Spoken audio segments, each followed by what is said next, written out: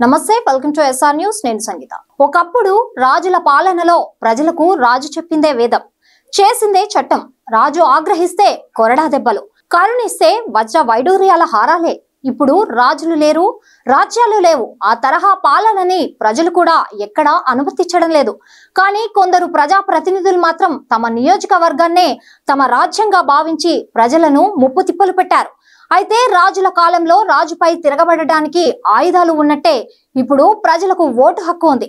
ఆ ఓటు హక్కుతోనే గత 5 ఏళ్లు ఆ నియోజకవర్గంలో మహారాణిలా పెత్తనం చేసిన ఆ ప్రజా ప్రతినిధి ఇప్పుడు కనీసం ప్రజల్లోకి వెళ్లలేని పరిస్థితి తెచ్చుకున్నారు. ఆమె ఎవరు? ఆ నియోజకవర్గం ఏంటి?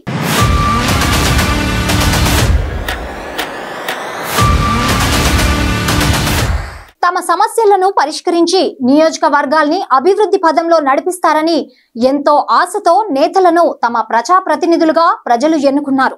అయితే అధికారం అండతో అడ్డగోలుగా రెచ్చిపోయి నియోజకవర్గాన్నే తమ రాజ్యంలా భావించి ఇష్టానుసారంగా పెత్తనం సాగించి పలువురు ఎమ్మెల్యేలు ఇప్పుడు చేసిన పాపానికి మూల్యం చెల్లించుకుంటున్నారు.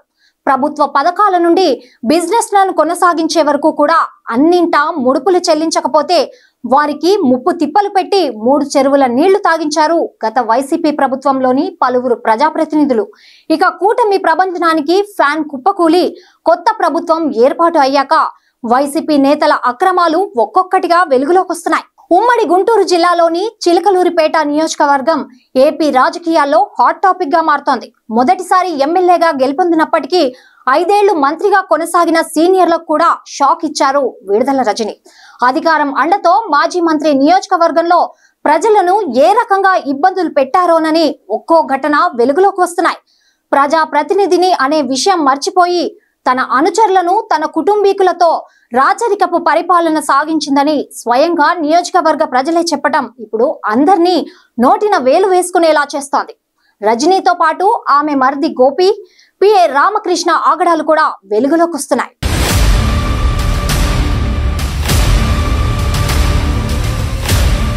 పసుమరు రైతులను ఆదర్శంగా తీసుకున్న గుదేవారిపాలెంలో రైతులు సైతం ప్రస్తుతం రజనీ పైన ఫిర్యాదుకు సిద్ధమయ్యారు.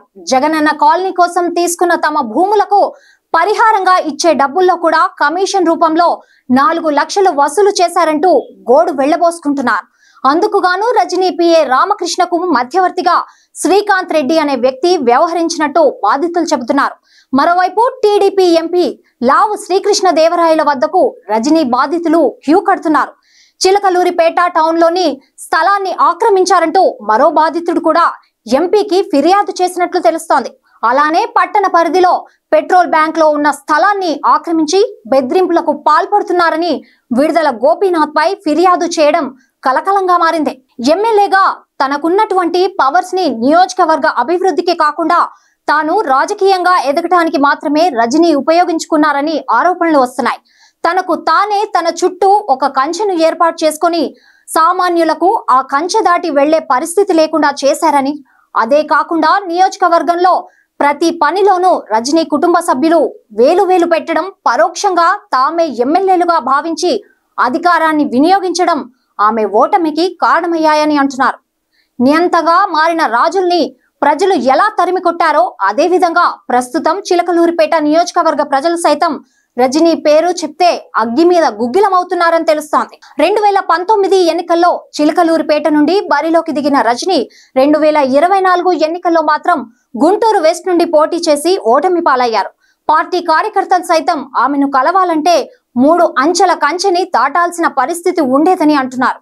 ఆమె గెలుపు కోసం పనిచేసిన సొంత పార్టీ నేతలే రజనీ చేసిన అరాచకాల గురించి వాపోతుండడం మరింత చర్చనీయాంశమవుతోంది.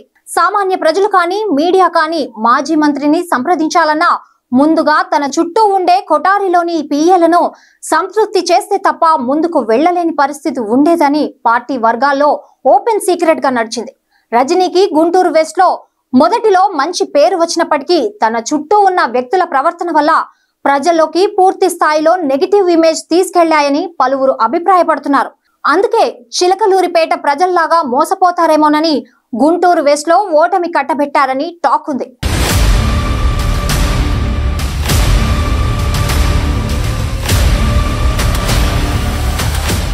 మొత్తానికి ఈ వరుస వివాదాలతో ప్రజల ముందుకు కూడా విడుదల రజని వెళ్లలేని పరిస్థితి నియోజకవర్గంలో నెలకొంది.